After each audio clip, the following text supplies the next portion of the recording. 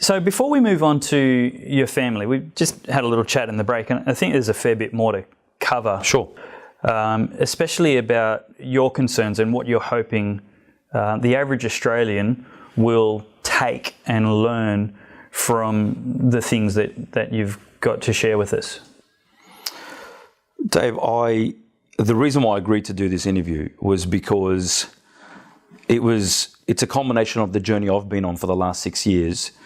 Because of my family being in Syria, even though I was indifferent initially, when I started to see the dichotomy and the difference in the reports I was hearing, it at least sparked my interest enough to delve in deeper and look at other sources and figure out and ask questions of my relatives and their friends. And so the hope for me is that when people listen to this interview, that they can at minimum think, hang on a moment, maybe I need to look into this deeper. If I'm interested in the truth, then I need to look at all sides, not just one side that I'm being fed. And that's really the main hope of this interview. Yeah. Okay. So one of the words I use a lot in this show is weaponization. We've had a couple of episodes where we've talked about the weaponization of the law being used against us to change our culture by means other than democratically. Right. So they'll weaponize the anti-discrimination tribunals and anti-hate laws, and all those things are good in themselves, but they've been used for bad purposes. Yep. One of the things that I'm also aware of that we have to be very knowledgeable about and careful of is the weaponization of media.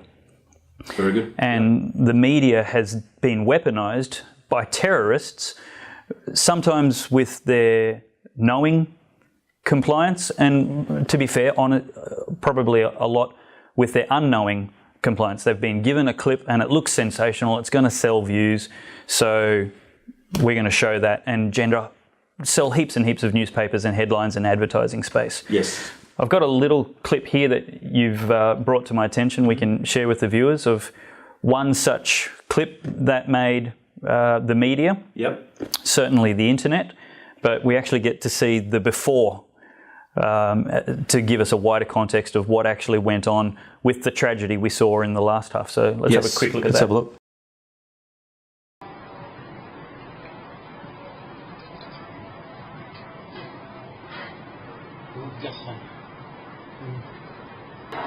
You can see a man has just walked away from the dark coloured car there and driven away in another white car.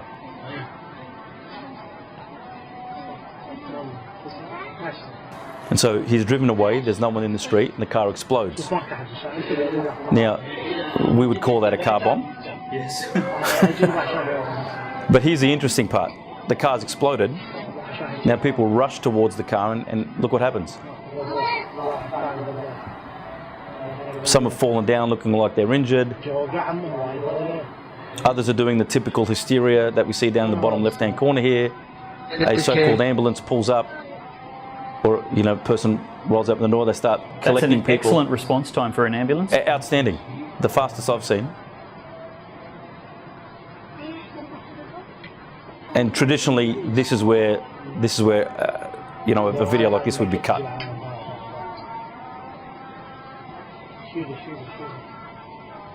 They'll have another camera angle where they were recording that.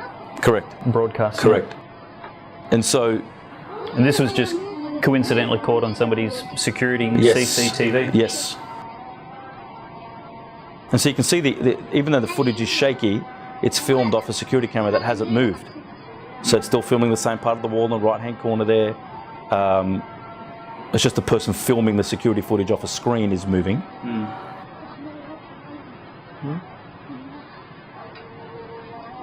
And not to throw disparity on car bombs and the ludicrous toll that they have on people, because it happens everywhere. This is just showing how propaganda is used, social media is used, to paint a picture that's not actually happening. In some regards, And it's things like this that started the journey for me and perpetuate. Hang on, something is not gelling. Why?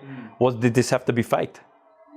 You have to start questioning everything you see. Yes. When you And look, maybe there's a lot of journalists that really verify and validate their sources and the origins of these videos before they're shown, and that's great. Maybe it's only a small percentage of things on the internet or even the news which are needing to be questioned and validated by us before we just accept them. Well, and I think, David, we cannot forget the fact that news outlets love drama. They love anything that sells. So no doubt that plays a big part in it. And I would like to believe that it's only a small percentage of journalists who aren't doing their job properly and being apolitical and being bipartisan and reporting the facts that have been researched. I would like to believe it's only a part of that mainstream media that's doing that, but unfortunately getting the greatest, being the squeakiest wheel, and therefore getting the greatest attention. Let's have a look at this one. The Syrian Hero Boy video turns out to have been a hoax. When we watched the Syrian Hero Boy video last week, we were as much in awe as the other 3.8 million viewers who assumed the shaky video was genuine footage from the conflict in Syria. We found out this week that the video was actually filmed in Malta, where the little boy and girl work as professional actors. Lars Klevberg directed the independent film with a Norwegian film crew who received funding from the Norwegian Film Institute and the Arts Council of Norway. The motivation behind the production and the internet release of the film was to spur debate and urge action on behalf of innocent children all over the world who are affected by war, Klevberg said in a press release. Well, a debate has been spurred, mostly regarding the film crew's motivation rather than the subject of innocent children in war zones. Klevberg and his colleagues have cast doubt on the videos and photographs of real atrocities that have emerged from the Syria war. Something that was meant to be used for a good cause, these Norwegian film people doing this video in order to promote the plight of young people in war-torn, which is horrific, war-torn nations, has been taken, just a short snippets, and I remember seeing this for the first time, not the actual documentary of it, but the actual footage, thinking, oh my goodness, this kid was shot trying to save his sister. And it was not actually that. And so that all of that usage says to me something is not right, and we need to look further. But that's exactly what I'm talking about.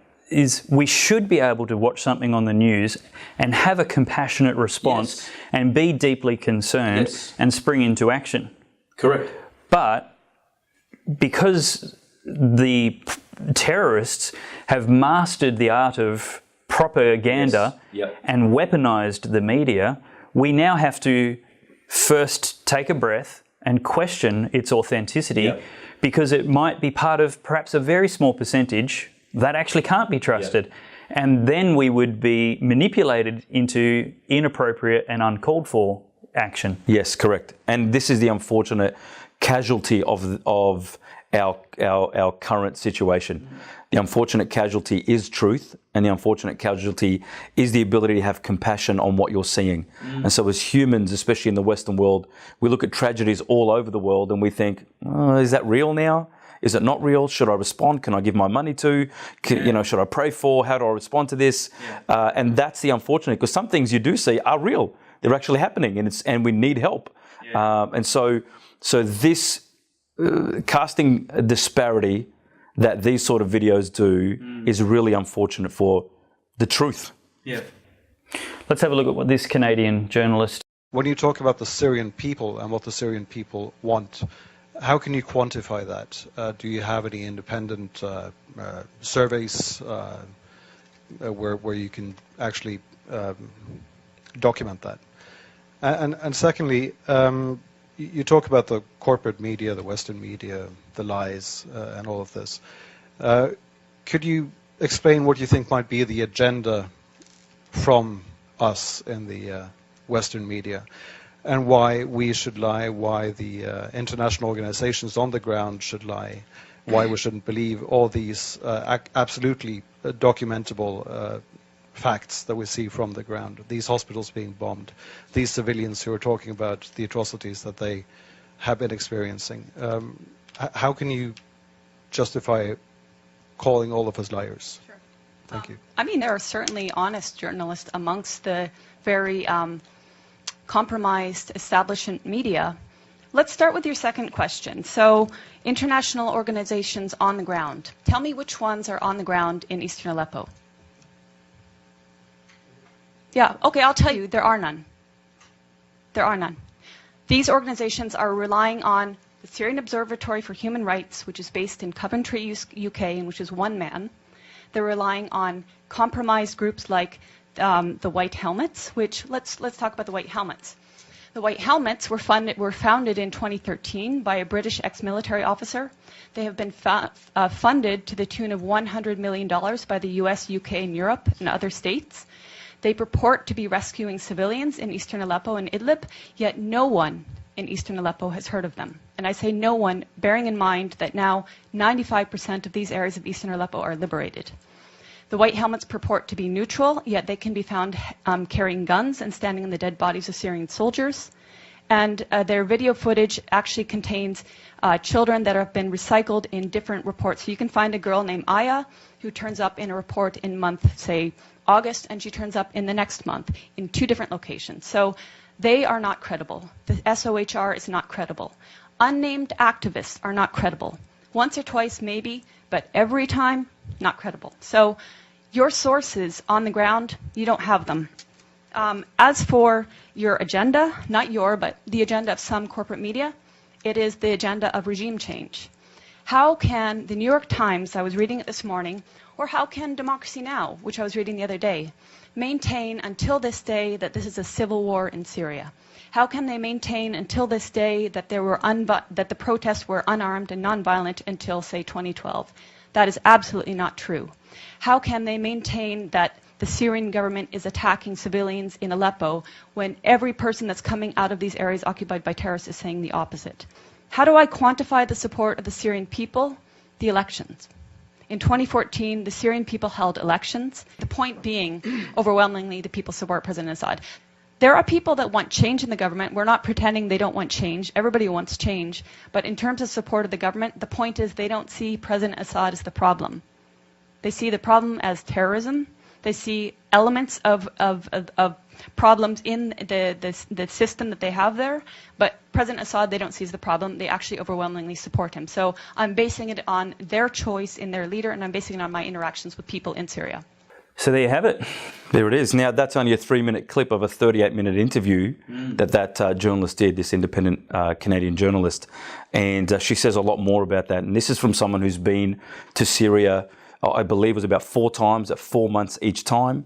Like Carla Ortiz, who's once again a filmmaker from Bolivia, who was there for 8 months straight in Syria and interviewed people, hundreds and hundreds of people. Just a little note, we're going to put the links to those clips at the bottom of this video so that you don't take our word for it either. What we want to do is encourage you to check things out for yourself. So have a look at those videos, see what their agenda is, see what their context is, see who funds them, and learn to start asking critical questions. But yes.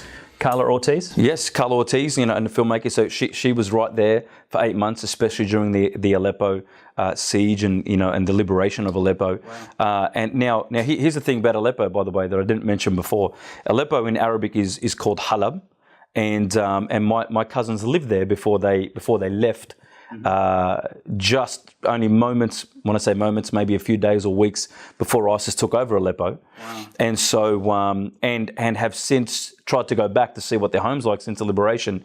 Now, my family in Sydney have got photos, and when I was there in December for Christmas, showed me photos, and I believe you can find it on the internet, of a stadium full of 25 or 30,000 people celebrating the liberation of Aleppo. Wow. Now, you don't see that very much in the Western media or the mainstream media, but they were celebrating the liberation of Aleppo, not the regime coming in to take over again or recapture Aleppo, as what was reported in some of the reports. And so people were celebrating this scenario. And so was Aleppo taken over by rebels or ISIS? Well, it was rebels first, I believe, and then ISIS encamped itself in there. And so ISIS really took over everything that the rebels were doing. So most of the reports I was getting back from relatives was they couldn't differentiate between ISIS and rebels. There was no differentiation for them. There was some of the things that they would say was, which rebels do you keep asking us about? What rebels are you talking about? We even heard of these things called rebels. We see it as Al-Qaeda and Al-Nusra, Jabhat al-Nusra, which is another Al-Qaeda front, or ISIS. They call them Daesh. Now, Daesh is actually a derogatory term or a term to show their insignificance, that the Arab people are, that's what they call them. They call them Daesh, which is like ISIS, is in ISIS, is in the Islamic State of Israel and Iraq and Syria, and Daesh is the Arabic version of that. That was such a Freudian That was slip. very Freudian slip right there.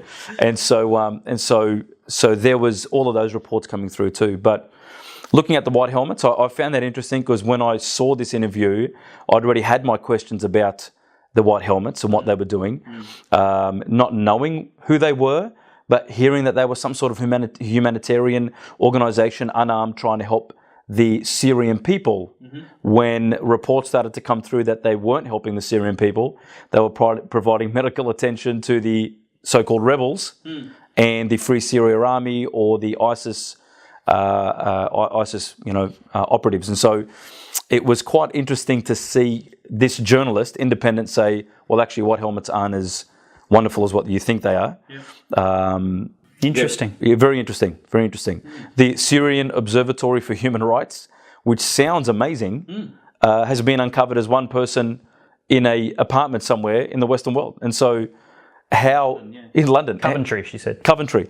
How is that person reporting? Where's he or she coming from? How's that a qualified primary source? I don't know. To me, the journalist on the ground, like herself and many others, would be more qualified than someone living outside of that. So what have your family told you about the so-called civil war? They, once again, that was another one of those things, Dave, where I was hearing civil war, I was hearing revolution from the mainstream media, I was hearing people want to change in government regime in Syria, but I was hearing from the cousins early on, there is no civil war. There isn't person against person, brother against brother, cousin against cousin. It's not the south versus the north. It's not the east versus the west of Syria. It's not sectarian. It's not Christian versus Muslim. It's not that at all. So how could it be classified as a civil war? And so they were shocked to hear that. What do you mean civil war? Where are you getting that from? Well, I'm seeing it on the news. Well, it's not a civil war. So who do they think the war's between? Well, they believe they classify it as terrorism versus the people of Syria.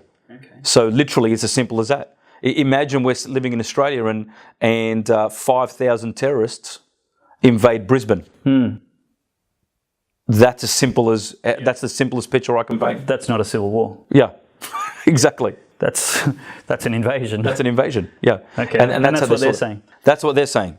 What kind of facts would they have to? Is that a political biased opinion? Are they partisan? Are they supporters of Assad? Or where are they getting this conclusion from? This was the other thing, was that my family weren't very political. They're not very political in the way that they see that. Some of the uncles and aunties that I mentioned before, weren't very much Assad lovers. They didn't think, they thought there was, problems in the country. We can change things, like any free-thinking citizen of a nation should be able to say and voice. And so they would voice those things and not like certain things. So for those same people to say, this is not a civil war, and Assad isn't the problem, like she was saying, was quite interesting. But also I started to hear reports of bodies of dead soldiers and dead mercenaries or dead people that were being literally bulldozed to the sides of roads or picked up and from certain cities that no one would claim.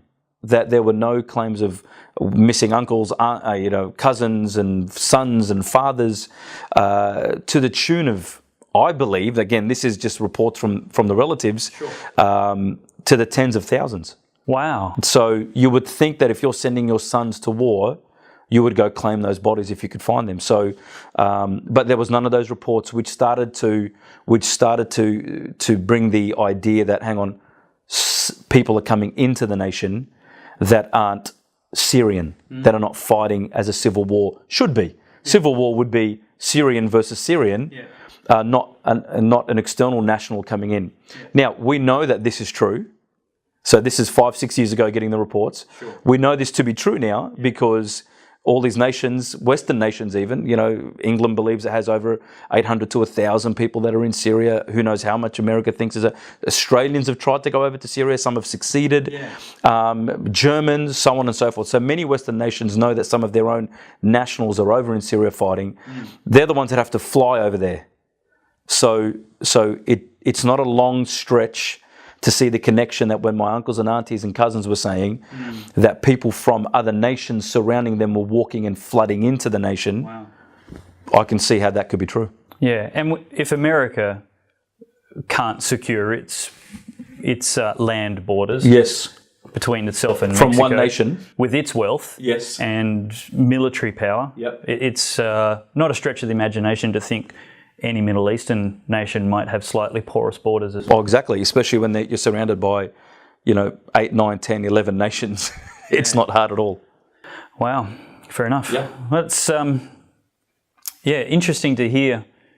Interesting to hear the perspective of so many first-hand family members. On the ground, and it's certainly not conclusive evidence in itself at all of the opposite story. Correct. What it does establish is we just need to ask more questions. Yes, and that's the totality of my journey, is going from not being an expert to someone who has highly researched, and I'm a type of guy, Dave, who researches really well. I enjoy researching. Wow. As I gather you do. I've got a job for you. Thank you. I enjoy researching. I enjoy trying to find out what the truth is. And as I went more and more into this journey, I realised that there is more out there than what we needed. And so to see what the Syrian people are going through, and thankfully I should mention that I haven't lost any of my family to the war, which has been amazing. Awesome. They got out just in time from Raqqa and Aleppo, but so they were able to leave and escape in time. They've all lost homes and businesses and like generations of homes. Wow. Not just, they've just recently bought a home. Yeah. Homes that have been in the family for hundreds of years. Wow. Gone, destroyed. And so they lost all of that, but none of my family lost their lives, which has been amazing. Yeah. But I can't say that for many other family friends who are from Syria who lost uncles and aunties and mums and dads over there. Yeah. Okay.